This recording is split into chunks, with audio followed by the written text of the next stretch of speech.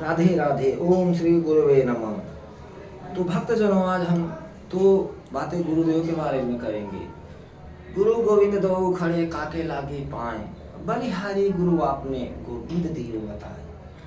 तो गुरु भी थे, गोविंद भी थे, पर भक्तजन समझ नहीं पाए कि हम चरण किसके लगे। परंतु भक्तों, गुरु की महिमा देखो, गुरु ने गोविंदों को बताया। अर्थात हम परमेश्वर को कब जानते हैं? जब हम पे गुरु की असीम कृपा होती है। तो बिना गुरु ज्ञान न होई। तो गुरु हमारा ये शरीर नाव है, आत्मा इस नाव में विराजमान है। इस नाव को पतवार केवल हमारे गुरुदेव होते हैं।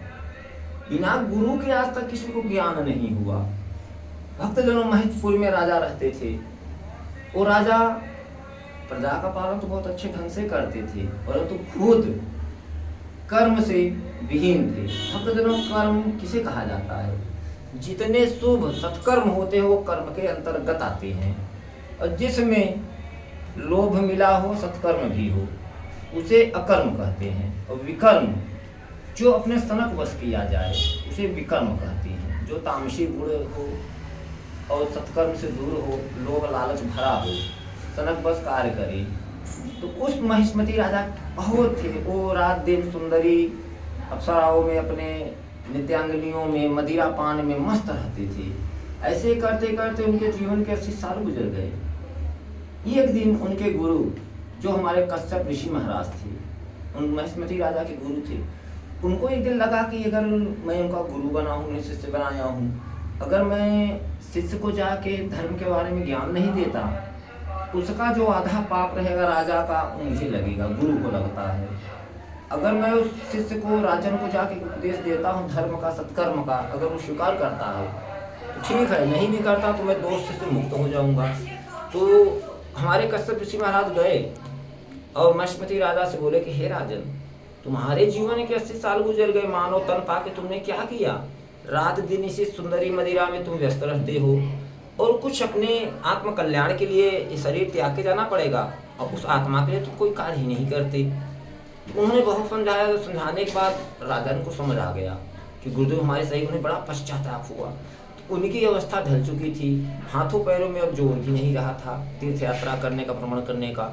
उन्होंने गुरु से अनुरोध किया कि गुरुदेव, मैं इस अवस्था में, इस काल में, इतने कम समय में कौन सा ऐसा सत्कर्म करूं कि जिसके द्वारा मेरी सद्गति हो और लोक के बाद परलोक में भी जो सुख मिले। गुरुदेव, तो गुरुदेव ने देखिए ज्ञान दिया कि राजन चिंतन मत करो, सत्कर्म के लिए थोड़ा समय भी बहुत भारी होता है, सारे दुष्कर्मों को नष्ट करने के लिए।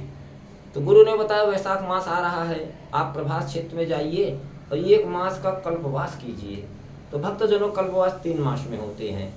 माघ में होते हैं, वैशाख में होते हैं, कार्तिक में होते हैं। माघ में हमारे महाप्रयागराज कुंभ मेला होगा, इस वर्ष प्रयागराज में होता है, और वैशाख में उज्जैन में होता है, हरिद्वार में, नासिक में होता है, और कार्तिक मास में हमारा वृंदावन धाम में होता है कल्पवास। श्री कृष्ण भगवान की पूजा, जो नगरी है हमारे माधव की, श्री केशव की, वहाँ होता है।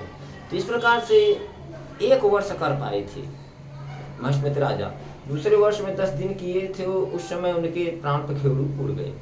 इतने सत्कर्म से, गुरु के ज्ञान से वो राजा जब गए तो वो वैकुंठ स्वर्ग को प्राप्त हुए।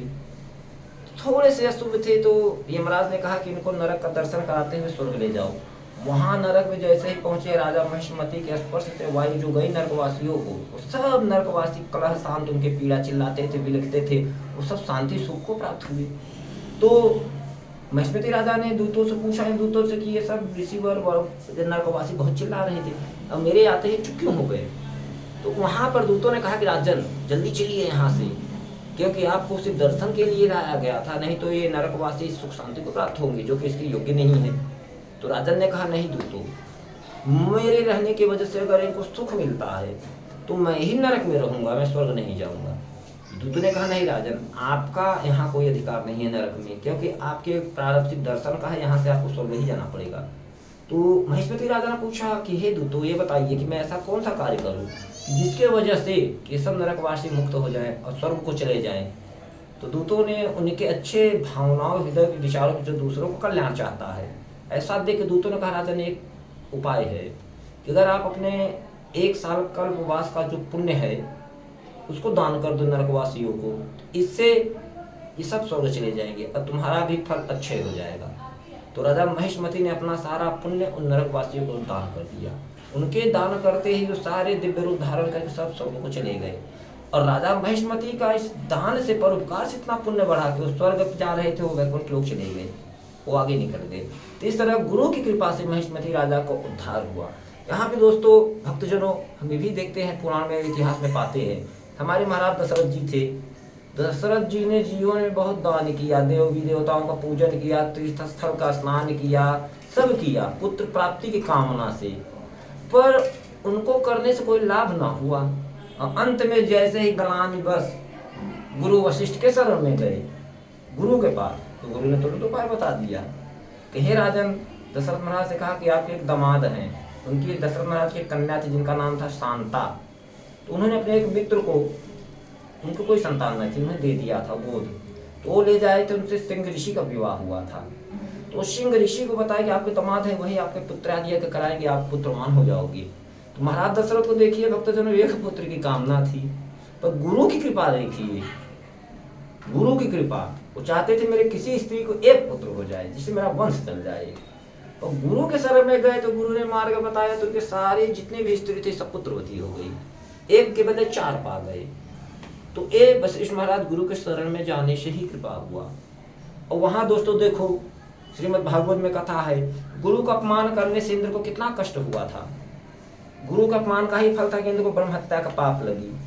4 भागों में फिर बांटा गया, क्योंकि जब गुरु उनके बृहस्पति इंद्र दरबार में आए, इंद्र ने उनका उठ के सम्मान नहीं किया। सब देवताओं ने उस बैठी सभा में किया, पर इंद्र ने राजपद के अभिमान में नहीं किया था। इसके परिणामस्वरूप इंद्र को कितना कलेश, कितना दुख हुआ, वृत्रासुर से कितना युद्ध करना पड़ा, तब जाके गुरु की महिमा समझ में आई। इस प्रकार से हमें गुरु की कृपा से ही सब ज्ञान होता है। मानव शरीर के 3 गुरु होते हैं भक्तजनों। प्रथम गुरु माता पिता होते हैं, जिनके ज्ञान से हम सत्कर्म की ओर बढ़ते हैं। अगर वो लापरवाही किए तो हम सत्कर्म से वंचित रह जाते हैं। दूसरे गुरु हमारे होते हैं जो हमारा यज्ञोपवीत कराते हैं, हमें शिशु से ब्राह्मण बनाते हैं, या वैश्य बनाते हैं, या क्षत्रिय बनाते हैं। जिस जात में जात कर्म किया जाता है, संस्कार किया जाता है, गर्भ लेते ही नाल कटने से पहले जात कर्म किया जाता है, क्योंकि ये प्रथा अज्ञानता की वजह से बंद कर दी गई। तो जात कर्म के बाद माता पिता करवाते हैं, गुरु आते हैं उपरेहित, वो जनेऊ करते हैं। और तीसरे गुरु हमारे होते हैं जो विद्यालय में हमको वेदों का अध्ययन करवाते हैं। इस प्रकार हमारे इन तीनों गुरुओं के वजह से हम सब कुछ जान पाते हैं। व्यापार, अर्थ, वेद शास्त्र, ईश्वर, माता पिता, इनका अस्तित्व क्या है, इनका महत्व क्या है। तो भक्तों ये जानना जरूरी नहीं कि मेरे माता है, मेरे पिता है। हमको ये जानना होता है कि हमारे इन माता पिताओं का अस्तित्व महानता क्या है। हमारे भाई हैं तो हमारे भाई के जीवन में महत्व क्या है। अगर महत्व जानना है दोस्तों तो हमें श्री रामचरितमानस से प्रभु भगवान भरत जी से देखिए, राम जी से सीखिए कि पूरे अयोध्या के राज्य को फुटबॉल बना के खेलते थे। पूरे राज्य को लात मारते थे श्री राम जी भरत की तरफ, भरत जी मारते थे श्री राम की तरफ। जैसे पूरी पृथ्वी का राज्य फुटबॉल बन गई हो गोल सी, और राज्य को लात मार रहे हैं। वो कहते भैया आप राजा बनिए, वो कहते नहीं भाई आप राजा बनिए। तो ये है भाई का प्रेम। और वहां भी गुरु की महिमा है। गुरु विश्वामित्र जब ले गए श्री राम जी को, तो गुरु के ही कृपा से दशरथ महाराज को पुत्र प्राप्त हुए थे। पर जब गुरु की थोड़ी सी उनके पुत्रों की आवश्यकता पड़ी, विश्वामित्र जी आए महाराज दशरथ से श्री राम जी को, लक्ष्मण जी को मांगे, तो दशरथ महाराज पुत्र मोह में फंस गए। वो कहते हैं गुरुदेव आपने सोच विचार कर नहीं मांगा, अर्थात आप मेरे प्राण मांग लो, राज्य मांग लो, सब मांग लो, पर राम को मैं नहीं दे सकता।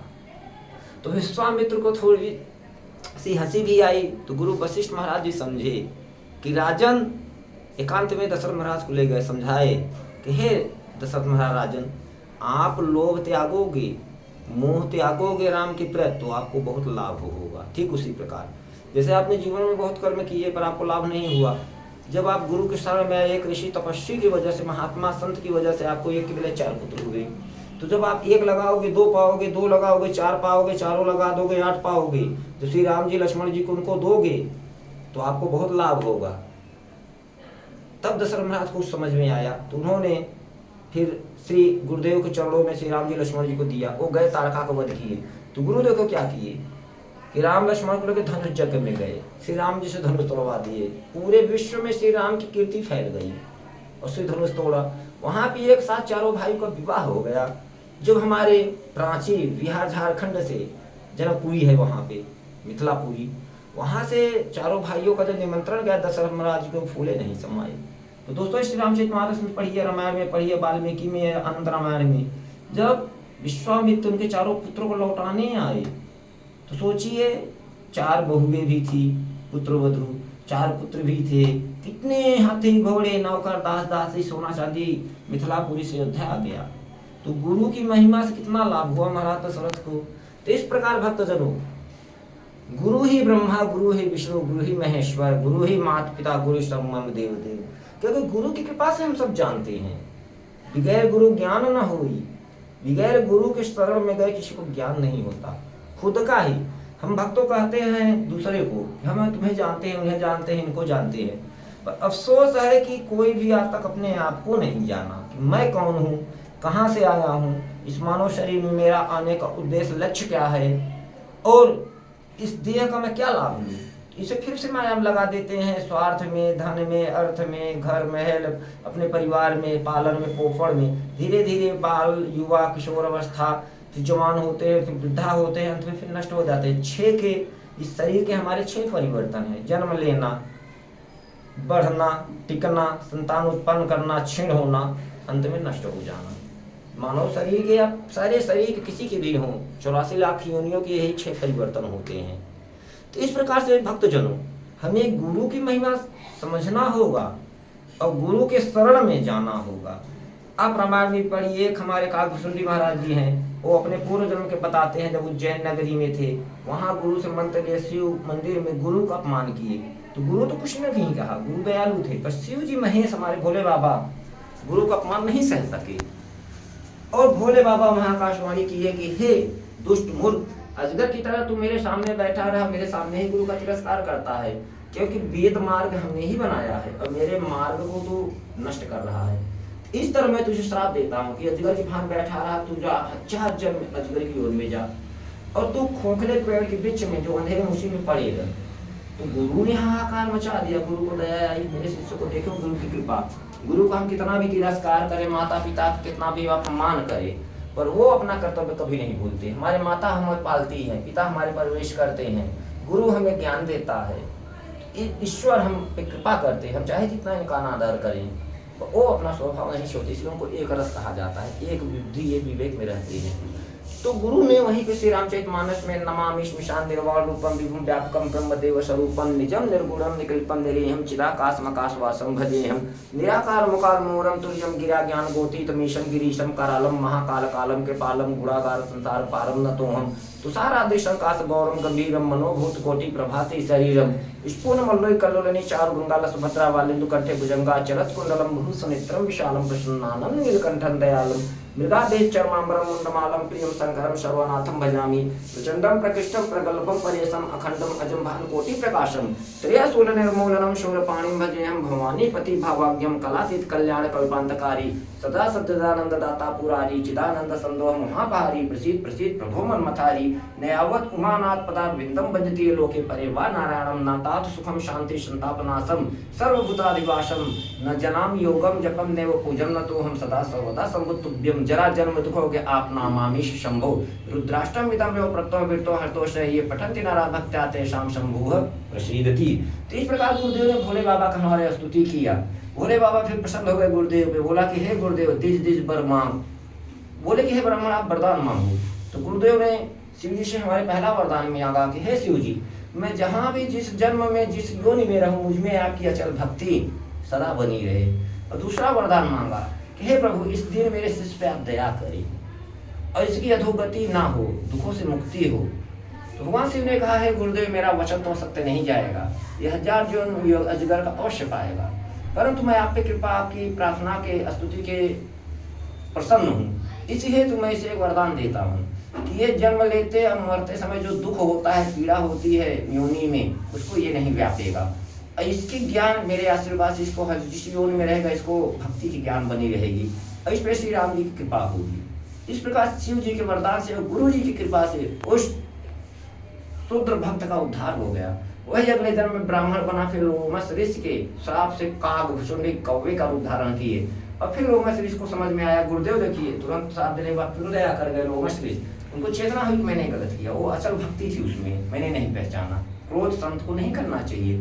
लोमस ऋषि को पश्चाताप, उन्हें बुला के राम मंत्र दिया कागभुसुंडी को, उन्हें वरदान दिया कि आपको श्री राम का दर्शन होगा।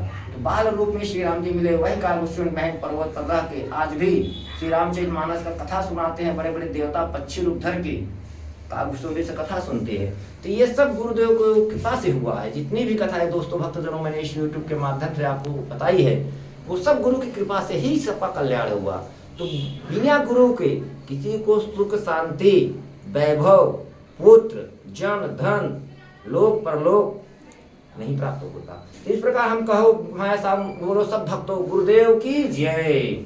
तो भक्तजनों वगैरह मेरा थोड़ा परिवर्तन टूटा फूटा ढंग से मैंने जो आपके साथ शेयर किया, पसंद आया तो इसे ज्यादा से ज्यादा यूट्यूब के माध्यम से शेयर करें और सब्सक्राइब करें और भक्ति को गुरुदेव की कृपा को पूरे विश्व में आगे बढ़ाएं। बोलो श्री गुरुदेव भगवान की जय। चला राजा दोस्तों, मैं पंडित गौरी शंकर। तो आप सभी को गुरु पूर्णिमा की हार्दिक शुभकामनाएं और मेरे यूट्यूब पर आप सभी ऐसे ही जुड़े रहिए और मेरा हौसला बढ़ाइए ताकि मैं आप सभी को धर्म से रिलेटिव बातों से जानकारी आपको प्रोवाइड करा सकूँ। इसलिए बात जय श्री राधे, जय श्री श्याम।